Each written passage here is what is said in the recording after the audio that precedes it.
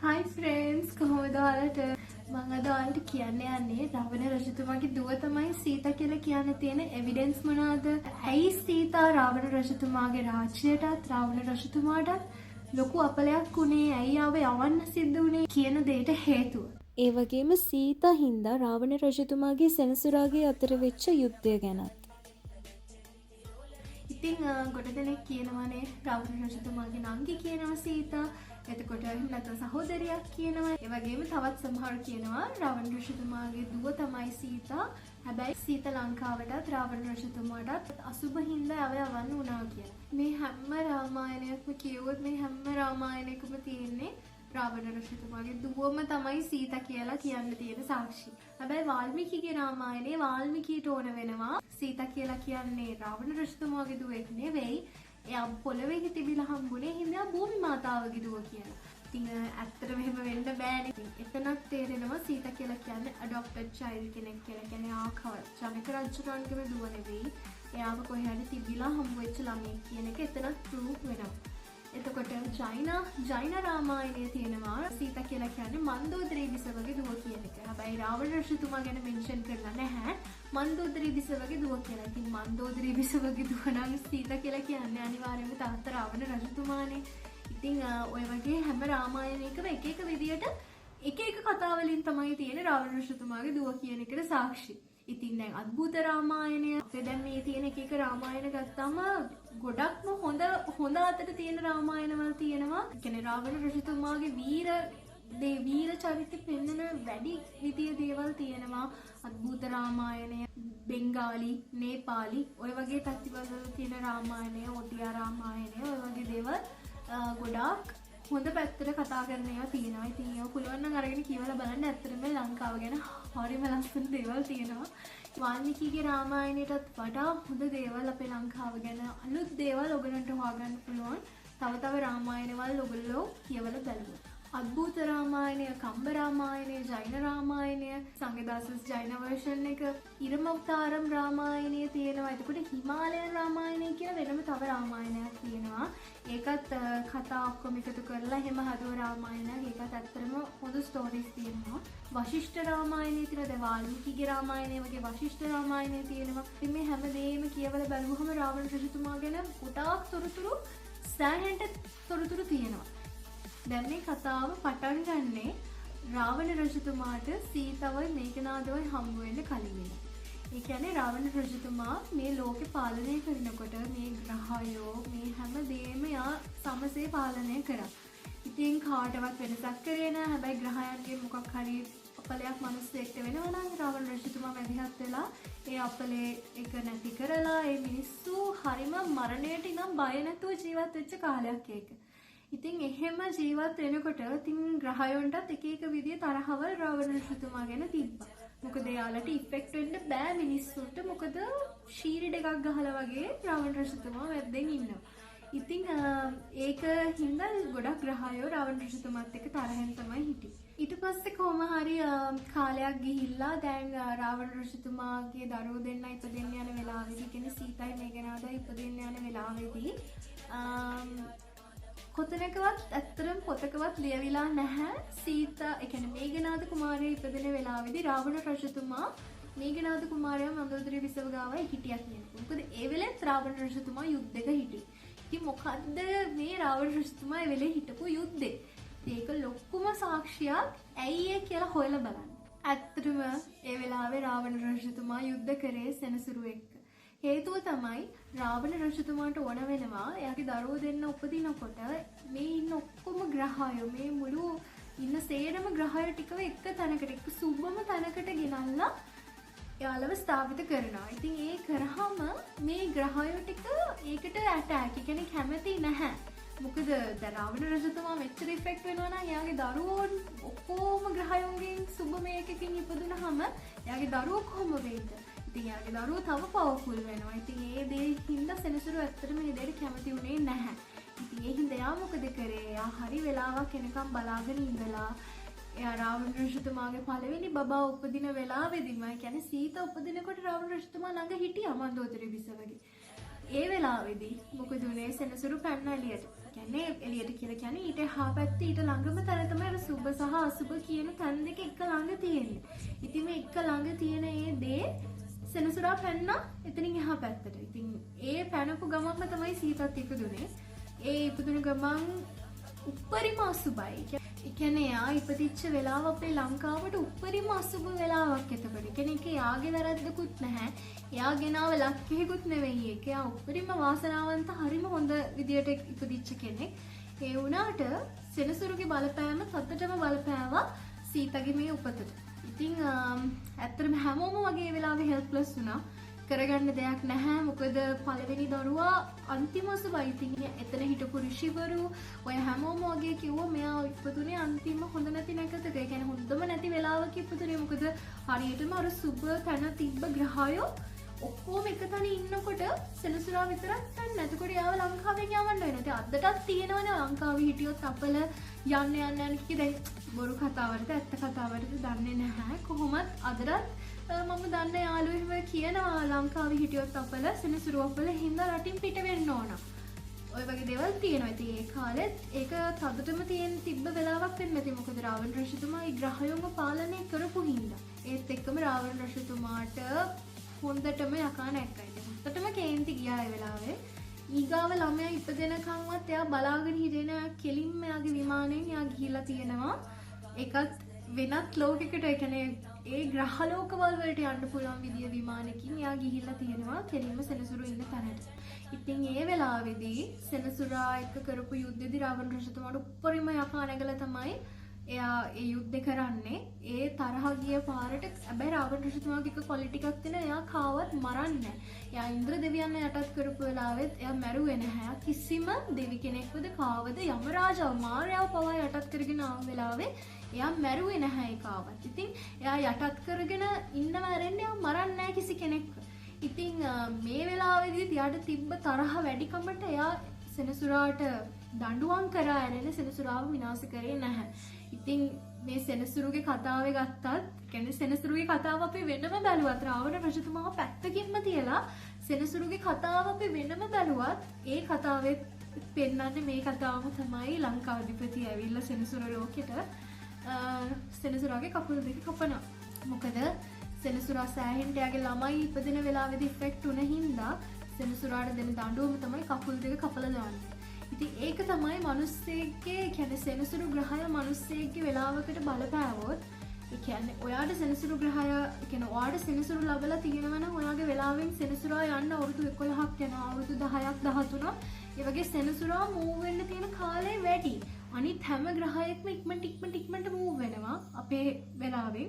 හැබැයි සෙනසුරා මූව් වෙන්න තියෙන වෙලාව ගොඩාක් වැඩි. ඒ වැඩි වෙන්න හේතුව තමයි කකුල් දෙකම රාවණ රජතුමා කපලා දාපු හින්දා එයා යන්නේ හිමින් කියන එකයි කියන්නේ. ඉතින් ඒක අපිට රාවණ රජතුමාව පැත්තකින්ම තියලා සෙනසුරුගේ කතාවල් ඒ පුරාණ කතා ඒ දේවල් බැලුවොත් ඒ කතාවල තියෙන මේ දේම තමයි ලංකාධිපති ආයලා සෙනසුරුගේ කකුල් දෙක කපලා දාපු හින්දා සෙනසුරා යන්නේ හිමින් කියලා. ඉතින් කෙනෙක්ගේ වෙලාවකට සෙනසුරා බලපෑවොත් ඒ කෙනාගේ කාලය වැඩි සෙනසුරා අපේ හඳහන් වල ඉන්න ඉතින් ළමෙක් පොඩි කාලේ ඉඳන් ලොකු වෙනකම්ම සෙනසුරා ළමයාගේ ඉන්නවා. හේතුව එයා යන්නේ හිමින් හින්දා.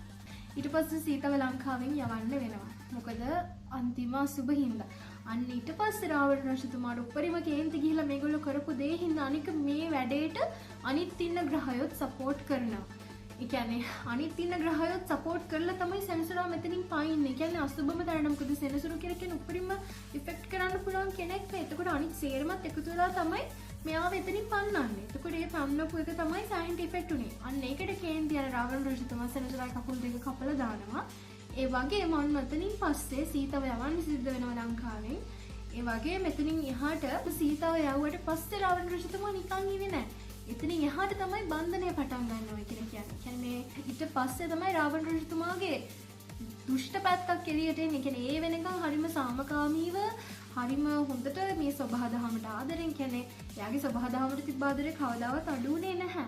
හැබැයි ඒ වුණාට මේ සිද්ධියෙන් පස්සේ රාවණ රජතුමා ටෆ් වුණා කියන එකයි කියන්නේ. ගොඩක් ටෆ් චරිතයක් වුණා.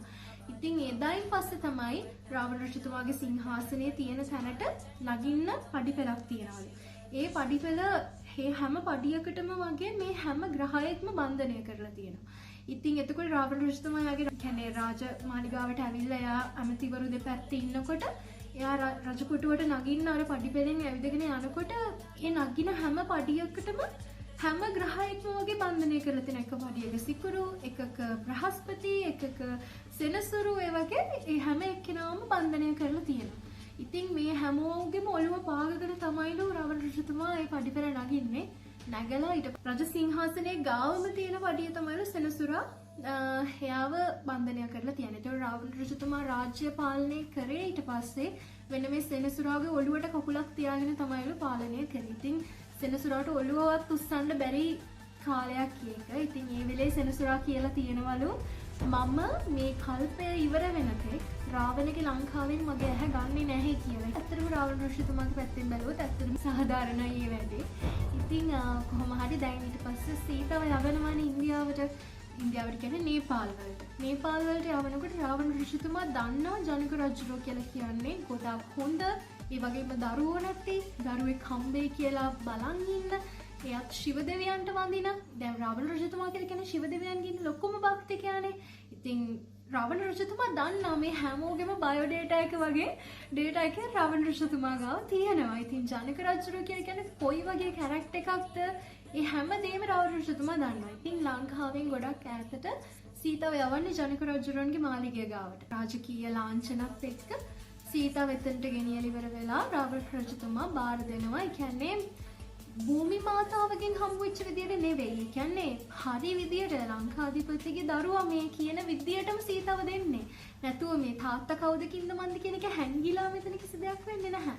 ඒ වෙලාවේ ජනක රජුගේ සීතාව අතට ගන්නකොටත් එයා දන්නවා ලංකාවේ මෙහෙම ප්‍රශ්නයක් වුණා. ඒ වෙද්දි මුළු ලෝකෙම ඕක පැතිරිලා ඉවරයි. මෙහෙම සෙනසුරු ඉෆෙක්ට් වුණා. මෙහෙම වුණා කියන එක මුළු ලෝකෙම ඒ වෙලෙත් දන්නවා. ඉතින් හංගලා කරන්න එතන දෙයක් නැහැ. හැබැයි යව්වේ කොහෙටද කවුරු ගාවටද කොතනටද බාර දුන්නේ යාගේ දරුවව කියන එක ඒක කවුරුත් දන්නේ නැහැ. දැන් සීතා ඉපදෙන වෙලාවේදී තදින්ම ඉෆෙක්ට් වෙනවානේ මේ සෙනසුරු ග්‍රහයක ප්‍රශ්නේ. ඉතින් ඒ වෙලේ රාවණ රජතුමා ගිහිලා මේ සෙනසුරාගේ කකුල් දෙක කපලා සෙනසුරාව ඇද්දගෙන ඇවිල්ලා තැනක ආයෙමත් අර සුබ තැන තියෙනවා.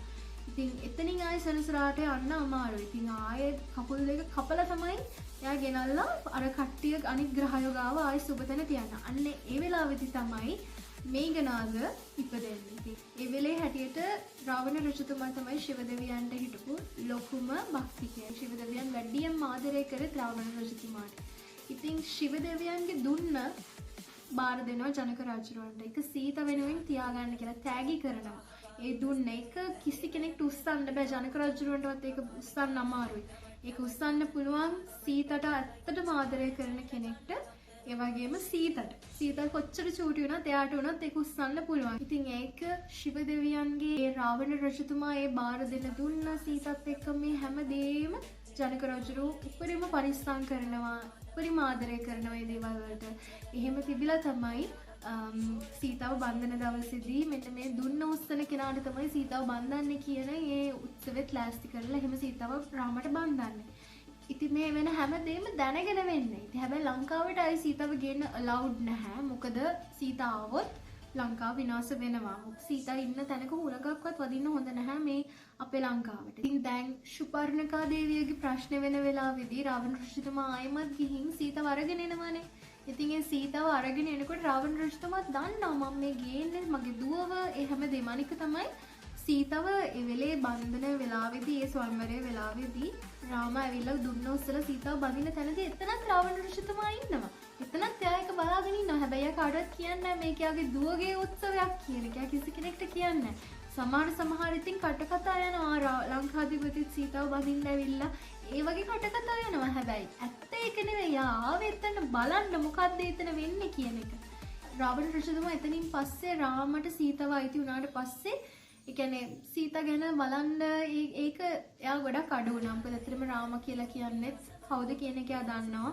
ඉතින් ඔයගොල්ලෝ මගේ තව වීඩියෝ එකක් තියෙනවා රාම සහ රාවණ සහෝදරයෝ කියලා තියෙන වීඩියෝ එක. ඉතින් එතනදී මම ඔයාලට කියනවා මොකක්ද එයාලගේ තියෙන නෑකම කොහොමද එයාලා සහෝදරයෝ වෙන්නේ කියන එක. ඉතින් ඒ හැමදේම හරි විදියට උනාට පස්සේ රාවණ ඍෂිතුමා එහෙම සීතා ගැන ලොකුවට ඔළුවේ තියාගෙන හැම වෙලේම බලන්න ඕනේ කියන තැන එයා ඉන්නේ නැහැ. එහෙම තියෙන කාලෙකදී තමයි මේ රාම සහ ලක්ෂ්මණ අතින් ඒ වෙන වැරද්ද ශුපර්ණකා දේවියට ඒ වෙන වැරද්ද හින්දා රාවණ ඍෂිතුමාට තරහ ගිහිල්ලා එයා සීතට කියන්නෙත් නැහැ. එතන කිසිම දෙයක් වෙන්නෙත් නැහැ. කෙලින්ම ගියා අතින් අල්ලගත්තා. ඒ කියන්නේ එවෙලේක තමයි දැනගන්නෙත් මෙහෙම කැලේක ඉඳන් දුක් විඳිනවා කියන එකත්. ඒ වෙනකන් එයා දැනගෙන ඉඳි හිටියේ නැහැ සීතා දේවිය කැලේක දුක් විඳිනවයි කියලා. යම් තමන්ගේ ස්වාමි පුරුෂයත් එක්ක කැලේක ඉඳන් දුක් විඳිනවයි කියලා. ඉතින් දණ්ඩකාරණ්‍ය කැලේ ඉන්නකොටනේ රාවණ ඍෂිතුමා එවෙලෙත් ගොඩක් කතා කියනවනේ රාවණ ඍෂිතුමා මුවෙක් වෙව්වා මරීචිව මුවෙක් කරලා එව්වා වෙස් වලාගෙන ඊට පස්සේ එයා බ්‍රහ්මණයෙක්ගේ වෙස් අරගෙන ගියා කියලා. ඉතින් දෙයනේ අතරම බ්‍රහ්මණයෙක්ගේ වෙස් ගන්න මොකටද? රාවණ ඍෂිතුමා කියලා කියන්නේ කොහොමත් ඍෂිවරයෙක් වගේ කෙනෙක්. එයා භාවනා කරනවා. එයා ඊ කොස්ටියුම්ස් අඳින එයා රජාභරණ දාගෙන ඉන්නවට වඩා එයා වැඩිපුරම ඉන්නේ එයා ශිව භක්තිකයෙක් විතර. එයා ශිව දෙවියන්ට වන්දනාමාන කරන විදිහට තමයි එයා නිතරම ඉන්නේ. ඉතින් යාට බ්‍රහ්මණයෙක්ගේ වෙස් අරගෙන එතනට එන්න කිසිම අවශ්‍යතාවයක් නැහැ. එයා ආවේ එයා ඔරිජිනලි හිටපු විදිහට. ඉතින් යා එතනට එනේ හදිස්සි වෙලාවේ ශුපර්ණකා දේවියට වෙච්ච දේත් එක්ක එයා එතන රජාභරණ දැන්නේ උන්නේ නැහැ. එයාගේ හිටපු කොස්ටියුම් එකෙන්ම තමයි එයා ආවේ. එයා භාවනා කරන කෙනෙක්. ඉතින් එහෙම භාවනා කරන කෙනෙක් ඇඳුමක් කොහොමත් ඒ විදිහ තමයි බ්‍රහ්මණෙක් වගේ තමයි පේන්නේ. ඉතින් එතනත් රාවණ ඍෂිතුමාට එක විදියෙන් අපහාස කරලා තියෙනවා වාල්මීකි. එයා වෙස් වලාගෙන ආවයි කියන එක. ඉතින් මේ තුන් ලෝකෙම නතු කරගෙන ඒ හැමදේම කරගෙන ඉන්න රාවණ ඍෂිතුමාට මේ පොඩි ගෑනු ළමෙක් ඉන්න තැනකට යන්න වෙස් වලා ගන්න ඇත්තටම අවශ්‍යතාවයක් නැහැනේ. ඊට පස්සේ රාවණ ඍෂිතුමා මේ කිසි දෙයක් හිතන්නේ නැහැ. ඒ කියන්නේ මේ ඉන්නේ මගේ දුව මම මෙයාව අරගෙන එනවයි කියන තැන විතරයි එයා ඉන්නේ. කෙලින්ම ගියා අල්ලගත්ත සීතගේ අතින් දාගත්ත එයාගේ විමානෙන් ගෙනාවා ලංකාවට. ලංකාවේ කාටවත් කියන්න යන්නෙත් නැහැ මේ ආවේ මගේ දුව කියන එක. ලංකාවේ මිනිස්සුත් බලනවා රාවණ ඍෂිතුමා ගෑනු කෙනෙක්ව ගෙනල්ලාද ඒ වගේ දේවල් ලංකාවෙත් එතකොට පැනික් වෙනවානේ කවුද මේ කියන එක. ඉතින් එහෙම පැනික් එකක් වුණා. හැබැයි රාවණ ඍෂිතුමා කට හෙල්ලුවේ නැහැ කිසි කෙනෙක්ට. මොකද අලවුඩ් නැහැනේ. එතකොට මෙතන ඉන්න ඍෂිවරු මෙතන ඉන්න මුනිවරු බ්‍රාහ්මණයෝ මේ හැම දිනම කැළඹිලා එතකොට සීතට අපහාස කරන්න ගන්නවා. සීතාව එලවන්න ලංකාවේ විනාශය එලවන්න කිය ඔය කියවන්න ගන්න දෙයට තමයි රාවණ ඍෂිතුමා කිසි කෙනෙක්ට නොකිය කට වහගෙන හිටියේ. කාටවත්ම කියන්න ගියේ නෑ මම මේ පොඩි කාලේ ආවෝ මගේ දුවෝයි මං ආපහු ගෙනාවේ කියලා. එහෙම කිව්වනම් ඇති වෙන ප්‍රශ්නේ ඔයාලටත් තේරෙනවනේ මොකද්ද මුළු රටම කැළවෙනවා එහෙම වුණා නම්. ඉතින් ඒ හින්දා එයා ඒක දරාගෙන වෙච්ච දෙයක් ඕන විනාශයක් වෙච්ච දෙයක් මං එක බලා ගන්න ඕන දෙයක් වෙච්ච දෙයක් මං එක බලා ගන්නම් කියන තැන තමයි රාවණ ඍෂිතුමා හිටියේ. එහෙම ඉඳලා තමයි යා සීතාව ගෙනල්ලා කිසි කෙනෙක්ට නොකිය මගේ දුව කියන එක එයා වෙන කරන හැම අපහාසයක්ම එයා විඳගෙන එයා හිටියේ. හැබැයි ඒ වගේම මන්දෝදරි බිසව ටික දවසක් යනකොට දැනගන්නවා ඇත්ත විස්තරේ. ඒ වගේම තමයි සීතටත් ඒගොල්ලෝ කියනවා මෙහෙම ශුපර්ණකා ගැන ඒගොල්ලෝගේ පවුල ගැන මේ හැමදේම සීත පොඩි කාලේ ඉඳන් දැනන් හිටියාව හදාගන්න ගත්තු ළමයෙක් කියන එක ජනක රජුලු. ඉතින් මේ ඉන්නේ යාගේ අත්තම්මා තාත්තා වෙච්ච දේ රාම ලක්ෂ්මණ කෙරුව වැරද්ද මේ හැමදේම දැනගෙන තමයි සීතත් ඉන්නේ. ඒ හින්දා තමයි හනුමන්ත ලංකාවට ආවෙලාවේ සීතා යන්න බෑ කියලා කියන්නේ හනුමන්තත් එක්ක. නැත්තම් යට අත්‍තරම පුළුවන්කම තියෙනවනේ හනුමන්තත් එක්ක යන්න. හැබැයි සීතා අනේක රිෆියුස් කරනවා. මොකද මාව ඕනේ නම් ඇවිත් සමාව අරගෙන මෙතනින් වෙච්ච වැරද්ද හදලා මාව අරන් යන්න කියන එකයි සීතා කියන්නේ. නැතුව මේ ගිහින් පාලම් ගහගෙන ඇවිල්ලා මාව ගෙනියන්න එහෙම කතාවක් නෙවෙයි කියන්නේ. ඇත්තටම යන්න උවමනාවක් තියෙන කියන්නේ බේරිලා යන්න උවමනාවක් තියෙනවා නම් කිසිම කෙනෙක් කොහොම බල ඉන්නේ නැහැ. කොහොම හරි කරලා එදිලා යන්න බලන්න බේරෙන්න. ඉතින් මෙතන උනේ එහෙම දෙයක් නෙවෙයි. මෙතන උනේ ඇත්තටම එයාට ගිහින් කියන්න ඇවිල්ලා මෙතනින් සමාව අරගන්න රාවණ ඍෂිතුමාගේ ශුපර්ණකා දේවියගේ මේ හැමෝගෙම සමාව අරගෙන මාව රෙස්පෙක්ටබල් විදියට අරන් යන්න කියන එක තමයි සීතා වෙලාවේ හනුමන්තට කිව්වේ. ඉතින් හනුමන්තත් හෙල්ප්ලස් යාට කරගන්න දෙයක් නැහැ. සීතා දේවියට කොච්චර කිව්වත් එයා ඉන්නේ නැහැ යන්න. ඉතින් එයා ගිහින් එක රාමට කියනවා. කියලා ඊට පස්සේ තමයි යාලා ලංකාවට එන එක වෙන්නේ. ඉතින් එතන යහට ස්ටෝරි එක ඔයගොල්ලෝ දන්නවා. ඉතින් මිසින් වෙලා තිබ්බ චූටි තැන් ටිකක දේවල් තමයි මම ඔයාලට කිව්වේ අද. ඉතින් සෙනසුරුගේ කකුල් දෙක කපපු එක. ඉතින් සෙනසුරු ඉෆෙක්ට් වෙච්ච හින්දා තමයි එයාගේ දරුවෝ දෙන්නට එහෙම උනේ. මේඝනාථ කුමාරට නෙමෙයි සීතා දේවියට යන්න උනේ. ඉතින් මේ වගේ දේවල්. ඉතින් thank you so much මගේ වීඩියෝ එක බලුවට. ඔයගොල්ලෝගේ ideas උත් කියලා කමෙන්ට් කරන්න. මම දන්නේ නැති තව දේවල් තියෙනවා නම් අනිවාර්යයෙන්ම කමෙන්ට් කරන්න. ඉතින් ඔයගොල්ලෝ මට ලස්සන කමෙන්ට්ස් දාලා තිබුණා ශිව තාණ්ඩවයේ වීඩියෝ එකට රාවණ ඍෂිතුමාගේ මං කෙරුවා. ඉතින් ඒක බැලුවේ නැත්නම් ඒක අනිවාර්යෙන් බලන්න. කමෙන්ට් කරන්න ඔයගොල්ලෝගේ ideas උත් කියලා. මම රාවණ ඍෂිතුමා ගැන කරලා තියෙන අනිත් වීඩියෝස් උත් ඔයගොල්ලෝ අනිවාර්යයෙන්ම බලන්න. අනිවාර්යයෙන්ම කමෙන්ට් කරන්න. තව මම සබ්ස්ක්‍රයිබ් කරලා තියාගන්න. ඕකේ එහෙනම් මං ගිහින් එන්නම්. bye, take care, see you, God bless you.